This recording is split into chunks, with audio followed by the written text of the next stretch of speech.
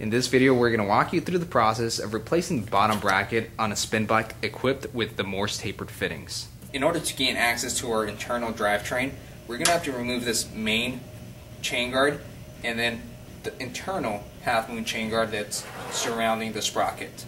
We've gone ahead and removed our securing screws from the main chain guard. Now let's go ahead and slide it off. Easiest way to do this is make sure that your crank is set to the 8 o'clock position. Go ahead and remove your internal half-moon shaped chain guard. Now let's go ahead and remove the chain off our rear sprocket. In order to do that, we're going to have to loosen up our left and right flywheel lock nut, and thereafter we're going to have to loosen up our left and right flywheel alignment screws.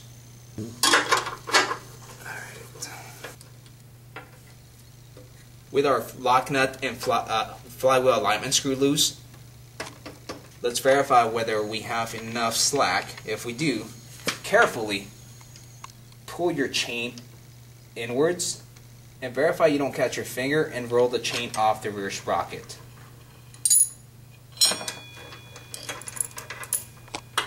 In order to remove the cranks, let's start off with our usual left side first. We're going to have to remove this center securing screw.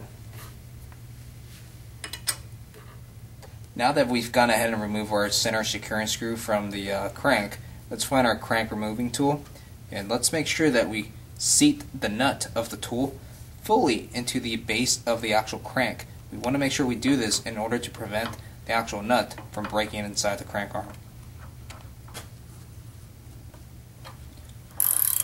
Once you begin torquing your center screw, you will notice that your crank arm will pull off the actual bottom bracket.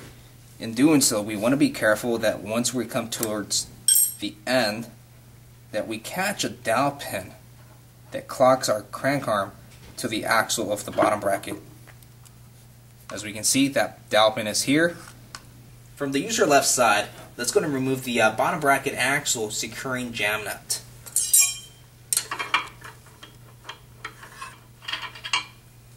Using a rubber mallet, let's go ahead and push the bottom bracket axle off the frame. As you can notice, our bottom bracket axle came off along with the spacer in one of the bearings. Now with the bottom bracket axle out of the way, let's go and remove the final bearing that's stuck in the bore of the frame. Let's locate a long object that's dull at the bottom. And using this object, what we're going to do is we're going to push the bearing out of the way.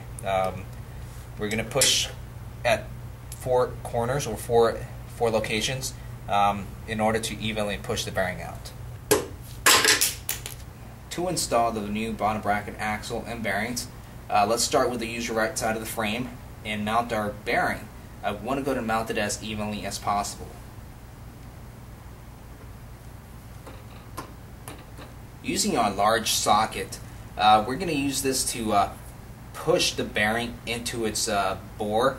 We want the large socket, something like 1 1/4 inch, 1 3/8, that's something that can hit the lip of the bearing. That way we do not damage the internal roller bearing area of the bearing itself. So let's go ahead and do that.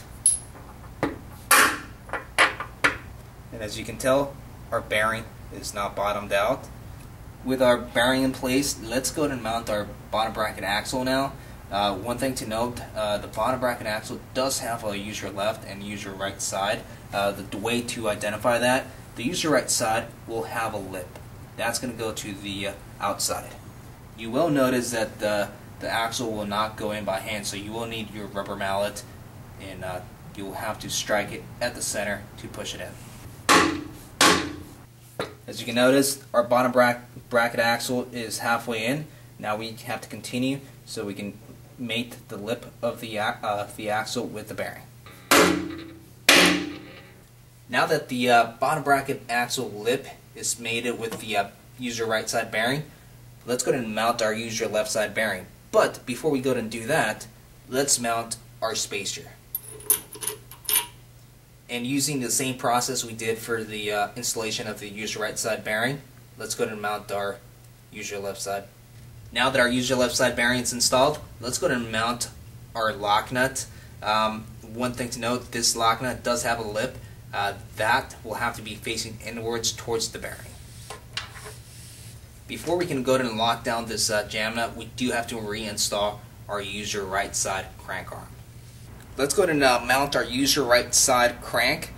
First, before we go ahead and do that, we gotta make sure that we install our clocking dowel pin onto the bottom bracket axle. Let's go ahead and place it in place. Once that's on there, carefully locate the dowel pin slot on the crank and verify that you gently and smoothly mount the crank arm. Once your crank arm is mounted with the rubber mallet with medium force, go ahead and strike the center of the sprocket. In striking the crank with the rubber mallet, we ensure that our Morse taper from the bottom bracket axle to the crank locks in place. So as you can notice, even though we do not have a securing screw in place, our crank is not going anywhere. Now let's go ahead and install our specialized securing socket head. Now before we go ahead and put that in, we do want to point out that this does need to be torqued down to a specific value. That value is 33 to 37 foot-pounds of torque. Now using our user right side crank arm, let's go ahead and gain leverage to lock this jam nut in place.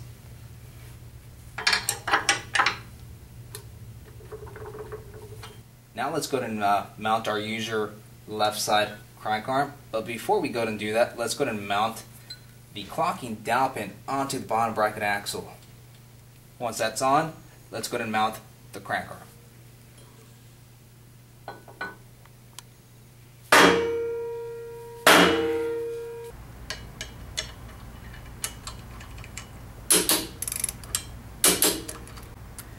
Now let's go ahead and install our pedals.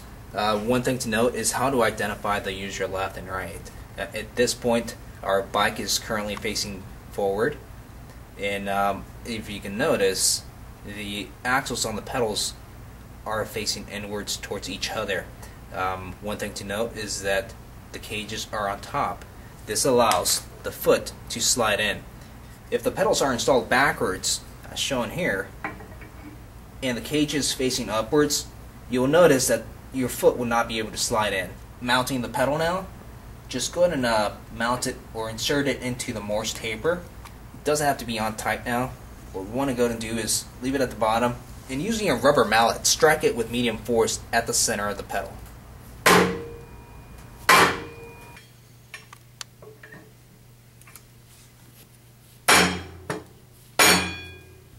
With the pedals installed onto the crank arms, let's go and make sure that we install our securing socketed cap screw. Let's go ahead and mount the chain on our rear sprocket. Pass it over the pedals and onto the sprocket itself. Careful here not to catch your fingers. We're going to give it about a quarter turn, half a turn on the cranks until the chain links fully mount onto each one of the tooth of the sprocket itself. Let's go ahead and tighten our chain up a little bit. We're going to turn this alignment screw 3 full turns. So remember, what we do to the left, we do to the right. So let's go ahead and do those turns. Okay, now if your alignment screw locks up a little bit and you still don't have suitable tension, go ahead and loosen up your jam nut. Just bring it back further in order for you to be able to adjust that screw more. Now that we have chain tension at a suitable, what we think is a suitable tension, let's go ahead and lock up our jam nuts.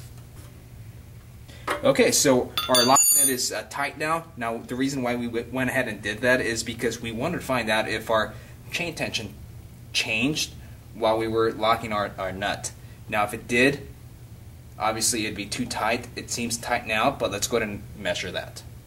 Okay, so our deflection value looks like we're at 0 there, and we're at our max there, which is about 1.25 inches, right under 1 1/8 inches. So our tension should be fine. Let's go ahead and check our flywheel alignment. Now because we did even turns on both our left and right alignment screws, our flywheel should be rotating evenly and not cocked at any kind of angle that's off center. Now, if our alignment was off, we're going to have to go back through the whole chain retensioning process, and keep in mind that our flywheel needs to be kept in alignment with the center.